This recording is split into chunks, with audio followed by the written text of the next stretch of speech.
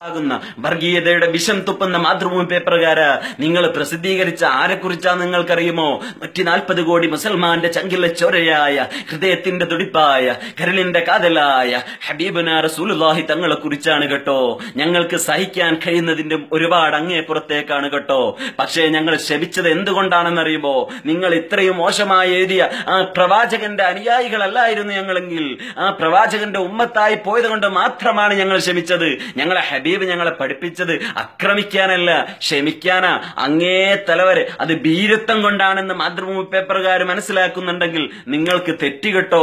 ഞങ്ങളുടെ നേതാവ് ഹബീബിനെ കുറിച്ച് ഇനി മേലാൽ നിങ്ങൾ പ്രസിദ്ധീകരിച്ചാൽ, ഇത് ഏത് കൊടി കുത്തിയ സുൽത്താന്റെ മോൻ എഴുതിയതാണെങ്കിലും ഇതിന്റെ എഡിറ്റർ ഏത് വലിയ പാർട്ടിക്കാരനായാലും ഞങ്ങൾക്ക് അവന്റെയൊന്നും തലകുത്തിയെറിഞ്ഞ് അറബിക്കടലിൽ എറിയാൻ അറിയാഞ്ഞിട്ടല്ല. ഞങ്ങളത് ചെയ്യാത്തത് ഞങ്ങളെ ഹബീബ് ഇവിടെ തന്നെ ഇസ്ലാം പരിപൂർണമാക്കി തന്നത് ഒരുപാട് ത്യാഗം സഹിച്ച. നിങ്ങൾ ചരിത്രം പഠിക്കാതെ ആരെങ്കിലും സോഷ്യൽ മീഡിയയിൽ എന്തെങ്കിലും ഒരു കമന്റ് എഴുതിയത് പ്രസിദ്ധീകരിക്കാനല്ലടോ നിങ്ങളുടെ പേപ്പറുള്ളത്. നിങ്ങൾ എന്താ മനസ്സിലാക്കിയത്?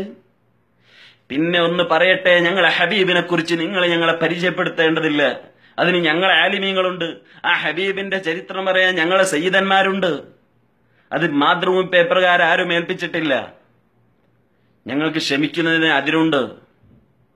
ആ ഹബീബിന്റെ കൂടെ 24 മണിക്കൂറും നേൽ പോലെ ജീവിച്ച സിദ്ദീഖുൽ അക്ബർ ഒരുപാട് ക്ഷമിച്ച ആളാ. ഇന്ന് ഞങ്ങൾ സിദ്ദീഖുൽ അക്ബർ ആവുകയാണ്. എന്നാൽ ഒന്ന് പറയട്ടെ, ചരിത്രം പഠിച്ചോ? ആ ഹബീബിന്റെ ഒരു വശത്ത് ജീവിച്ചിരുന്ന ഉമർ ഇബ്നു ഖത്താബ് തങ്ങളുണ്ട്. ആ ഹബീബിനെ കുറിച്ച് ആരെങ്കിലും മോശമായി പറയുന്നതിന് മുമ്പ് അവന്റെ തല കൊത്തിയരിഞ്ഞെടുക്കുമായിരുന്നു. ആ ഉമർ ഇബ്നു ഖത്താബ് തങ്ങളും ഞങ്ങളെ നേതാവാ. ഞങ്ങളെ ഉമറാക്കരുത് നിങ്ങള്.